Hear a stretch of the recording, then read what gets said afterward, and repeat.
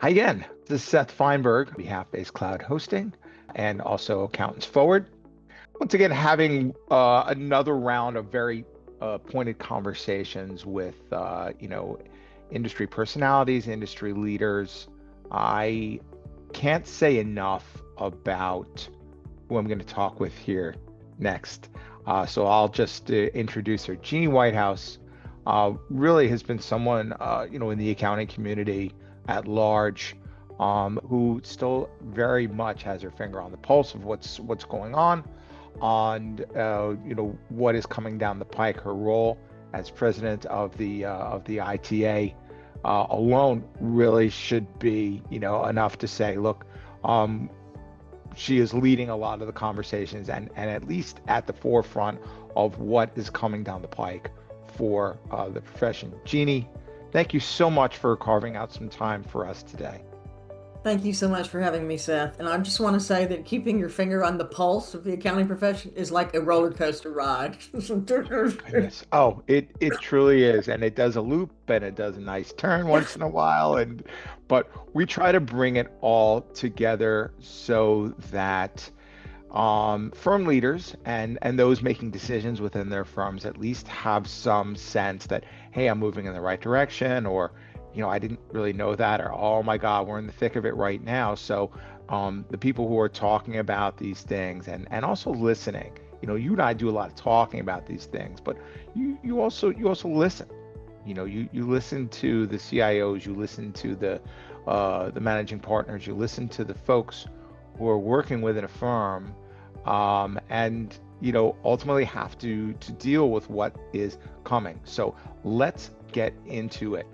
So today's topic really is on the top trends to watch for in accounting in 2026, and of course beyond. Because let's face it, we're all kind of planning now. Not just for the next season, but just really, the future of the profession, the future of your firms. Geni is also fresh off of the fall collaborative for ITA. So maybe we'll kind of start there. What were some of the top things that firm leaders there what's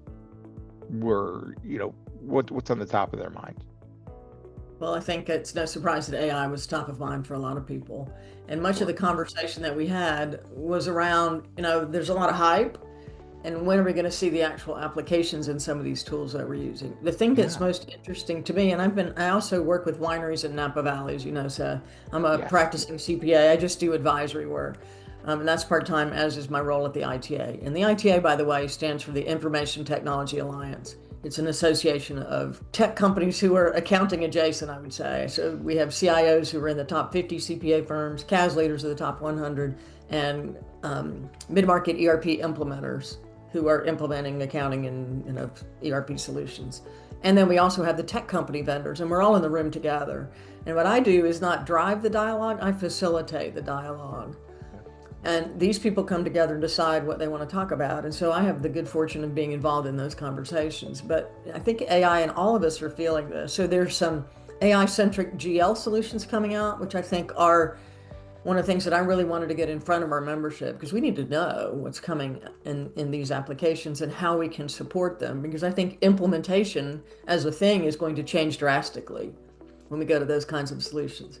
The rillets, the digits, the puzzles, there are all kinds of things out there that are going to change the way we think about a software, even more than going to the cloud. I think we're going to see people leveraging AI internally for tools like customer support. We're seeing that in the wine industry, where you're inquiring about specifics about a wine club or something, and we have chatbots that are getting smarter and smarter at doing that, freeing up the staff to do sales focused things. And so I think the same thing is happening inside firms when we're doing both client support and internal staff support. I think we're going to see AI help us really get better at our workflows and evaluate where we have bottlenecks and things like that. My concern is that what we're seeing in both accounting firms and in my client industries is siloed AI. So just like we're seeing with apps, I've got 500 apps, and now each one of those has their own little AI thing that attaches to that app, but I don't have a centralized connection across all this stuff still. Yeah. So I think the focus is going to be that, and we're hearing from companies that do what they call AI operating systems. which is creating an overarching tool that will let you analyze the data. Now, the challenge is that the data is all difficult to get and not always clean. So data integrity is where AI can help us on the front end. And then data cleanup, hopefully it can start to identify patterns and outliers so that we can do the analysis in a much more meaningful way. But that has always been a struggle. Getting Yeah. the insights from the data, Seth, we've automated to get more and more data faster, but we still can't make sense of it all. So Yeah. that's the promise of AI. But I don't want it in a bucket. I don't want one piece of AI over here and one over there and one over there and one answer for this without context for the other things that I'm working in. So I think that's, to me, what we are going to see hopefully in 2026. And I think you've worked with some companies that are already looking at it that way. And I think there's a Yeah. lot. The Yeah. other, yeah, go ahead. Man. Oh, I was going to say that we don't want to run the risk, right now in its early days, and it's a fast moving roller coaster. And it's only going to pick up speed, but we're still at that. I feel like we're still at that point in firm decision making where we have the ability to kind of cut off, like app overload, like I think a lot of the industry kind of fell into that. They Yeah, just didn't know there was just too many things for AP. There were too many things there, for payroll. There's too many things for yeah, different service sets or task sets that you needed to do. yeah. Little bitty solution sets, like a K1 solution that pulls the data out, which is great. But what about all the other stuff I have to deal with? Yeah. For tax automation, I think it's going to be a huge area of improvement where AI should be just logically dump all my stuff somewhere and have it all populate. Um, so I think those are concerns for the profession. But I think the other couple of big things, talent is huge because, and we had an economist come who spoke about the fact that there just aren't going to be enough young people. The boomers was a big crowd and they're all going away, and then there's not enough people below us coming in. So we're going to be strapped for people. And what we're seeing across all of the areas, so we have three main categories of sessions that we do. The CAS, which is client accounting service, client accounting and advisory. And then we have the internal tech leaders, which is the CIO community, these big firm folk. And then we have the consulting reseller track. So three tracks, all of them are looking at talent. How do we upskill the next generation? And how do we work across these different generations who are trying to work together with very different views of the world? And I think we're looking at that in a big way. And if we're not, I think we're going to miss the boat. And also, on the CAS side and on most of these sides, we need people with AI taking on some of the mundane work.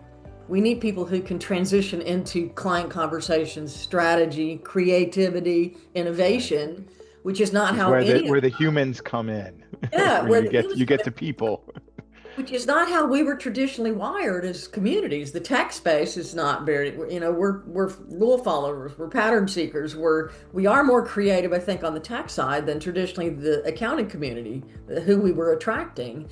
But I think we're seeing a requirement to go outside of those traditional profiles and find other people. And whether those people want to come into accounting or not is up to us, how we define the opportunities for those people. Yeah, But like I where would you find talent, even talent like that? Were there discussions, or you've been listening to discussions around you sourcing? know, I think you're not necessarily hiring for technical skills. You're hiring for EQ and creativity and Mm, curiosity and right. self-motivation. So you need people who are going to go figure something out because the something out is going to change every day. I mean, we're Every seeing day. it right now. And people who are not afraid to just jump in there and do it, like most of us, most of the people that have been speaking in the profession, we're weirdos. We've been jumping into stuff. Seth, we've all been running around trying this stuff. But Yeah. the majority of the traditional accountant is still trying to get the work done. So they're missing some of the opportunities to get ahead of this. And I think there's a lot of concern that we don't have much time to get this figured out. And we need to rely on those young people who don't have the same work ethic, who have, different definitions of what they want out of life and all of that. I think the client visibility is going to be a higher thing. We got to find more face time so that we can actually demonstrate that we can do more than what you can get from your AI solution. We have great AI tools, but so do our clients. I mean, the advisory, if they can go put their financials in and ask it where they should be concerned and get it, and we're doing the same thing, we got to not just tell them how bad it is, but help them figure out how to fix it. And again, we've got to get new skills to do that. Big thing, if you're looking at the CIOs versus CAS, and we have many of the firms who are members of ITA have people there from both segments. CAS is still fighting for advocacy and dealing with this app overload, and also trying to figure out how to reskill people to be more advisory and less transactional. Meanwhile, right. And AI is kind of forcing that narrative, isn't it? It's like, okay, great. Much like with cloud and automation in general, it's like, okay, great. Now this is going to have this done in, a matter of moments based on your query string. And so now, where do I go, from here? Well, it's now given you all of, at least enough to now have conversations with your clients, because you're not, producing as much anymore. The very nature of accounting is going to be less, the doing of stuff and more the explaining to a business or to, even, individuals, like, definitely on the tax side of things. What comes next? Well, I mean, that's the dilemma, right? I mean, if I'm a traditional accountant, I didn't sign up because I wanted to talk to people like you said. I wanted to be back in my closet doing my tax stuff and doing the numbers and creating some pretty spreadsheets. Yeah, but so you're that's telling all me going to get done. This is the fear. And so, I also have a business where I train accountants to do advisory. And the big part of what we teach is facilitation. And I ask people, how comfortable are you with that? And they're like, Yeah. That's the role we're going to be playing. We're going to show you how bad it is. We're going to tell you what you need to fix. And then we're going to train your teams on the steps they got to take to do it. That is a completely different skill set from me printing a financial statement and telling you that these ratios are bad. So, yeah. And the CAS community is in the forefront of that because they're in the pain with the client. But again, you've got people used to producing closes every month, and now they're supposed to call people, which also generationally, this generation does not call people. They text. Yeah. Or hey, let's set up a Zoom and or a Teams, and let's we're going to discuss these things. They want to do it text. They want to email or text. They want to call or actually face to face as much. Because think about it, they may be more Zoom centric, but calling somebody is not their comfort zone. Right. So we got to deal with that. But again, on the security side, so I got these CAS teams in these big firms who are trying to do what their let's get into it about the security side of things, because that's always going to be top of mind. It was when cloud first was the new conversation to have the new direction, and now that cloud is still everything that everyone does. Now AI is now another thing to get your mind around and your practice around. Where does security fit in? So if you look at these firms that have the CIOs and the CAS folks are focused on client-facing stuff that opens up the dialogue, right? CIOs are focused on keeping it closed. I got to secure the environment. I got to control my environment. I got to standardize everything. You've got a natural friction there between those desires. And I mean, if I'm bringing a new app every week, which is, what's happening with many of us, it goes completely counter to what the CIOs are trying to do, which is maintain stability and order and security and protection. So I think you're seeing them trying to collaborate more. Also, people are deciding this is my stack and this is going to be the stack of tech tools that I use, and the clients are going to either use that or not come to me, which is what you've eventually got to do in order to be successful. But the CIOs are dealing with internal security with incredibly smart AI generated phishing schemes and voice mimicry and all this kind of stuff that we never thought we'd be dealing with. And so how do you really identify the fact that if I get an email from the CFO that says, I need you to transfer $10,000 to this bank account, if that's really going on? Do you do voice authentication? Do you do video authentication? I can replicate that. What do you do to do that? And so I think they're struggling just to keep up. But on top of that, these firms are merging, they're acquiring, they're growing, they're rolling in companies. They're just the CIOs. that's a whole other trend to watch for, I'm sure. And, Yeah. with private equity swirling about as well, it's just kind of pushing that narrative. And I also think that security, these firm folks, the CIOs, are going to be focused on, first of all, internal security, but also visibility to clients about what they've got in place for security. So they're going to have a client-facing role that becomes increasingly important. How can we validate the fact that our security is top-notch so that the clients will trust us with their important data? And so I think that, the roles are all shifting dramatically. There's a lot of focus on that, but really um, centralizing the policies and managing all that is falling on these CIOs. Now, if you're a small Yeah. firm and you don't have a CIO, Which most are. most of the profession is small. For most of my clients in wine country are small organizations. They don't have a CIO. They don't have a CFO. Yeah. They've got a I hat. mean, They've unless got a they've hat. outsourced that, or they have a fractional person who comes in.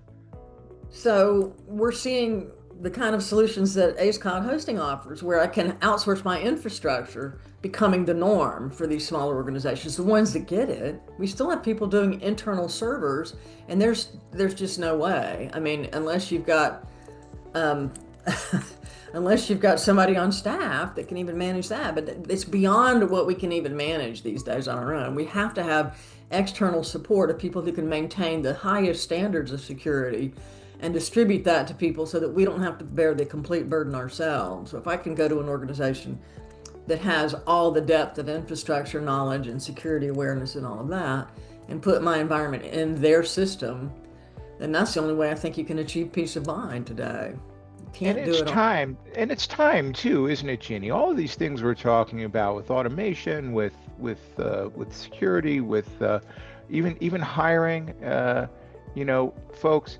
It's you want to be able to at least have the knowledge, or just see a way to put it on technology or put it on an organization, someone to kind of take that from you so that you can have the time to or just not have to worry about some of these things that will ultimately take time for individuals to do. There's just you know There's the accounting profession has been under this time pressure since I can remember. Just there's no that's why every year there's always conversations of moving the deadline around. Like, that's not gonna necessarily do a whole lot, because you have to learn to do the most with the time that you have.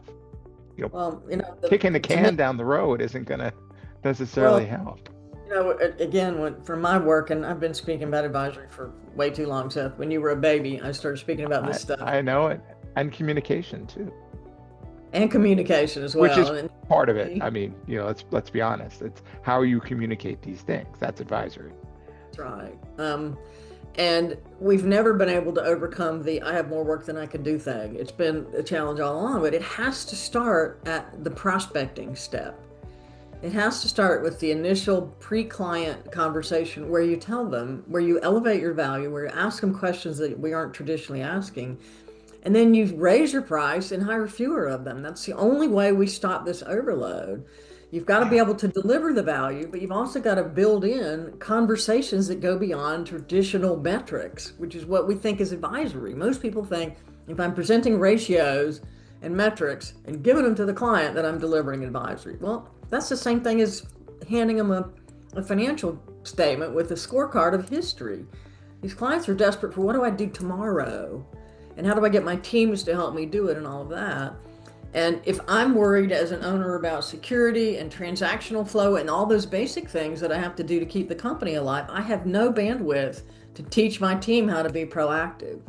Yeah. And it's the same problem that I have in Or a firm. or I'm maybe spending, try to hire for that. I mean, yeah, when you it's have experts out there who do this 24/7. that's right. And And tap into that knowledge, because you cannot build it your own unless you have the capital and the capacity to do it. And I just don't think we even know how much we don't know when it comes to both optimization of systems and security and infrastructure stuff. and it's becoming more and more complicated and more critical. Too right. So just to wrap up, Jeannie, so it sounds like we've touched on really top three trends. More about AI, more of the profession leaning into it, figuring out ways that they can actually get a return on that investment and really make it work for them. Number two, um, I guess staffing, upskilling, even to prepare for what's kind of coming on tech and just the business environment in general. You still have to be the expert in the room. This is why clients are hiring you, and you have to have a skilled team to understand where situations are at now and going forward with technology as well. And number three, of course, still remaining a very high priority, data security, figuring out what it is internally that you can do, and then looking outside of your own organization to have someone really highly skilled, highly prepared, has everything kind of set up to take care of that for you so that it's not as much of a concern. And I Do would you say see? privacy is part of that, which we didn't really touch on, but it's a huge concern because I've got data everywhere now, and who owns it and what are they doing with it? And I make Where sure is that, it? yeah, Exactly. yeah. Exactly. Jeannie, always a pleasure to talk to you, and thank you so much for your insights today. Once again, I'm Seth Fineberg for Ace Cloud Hosting. This has been Geni Whitehouse from Wine Country. Thank you, Seth, for having me. It's my pleasure. Thanks a lot.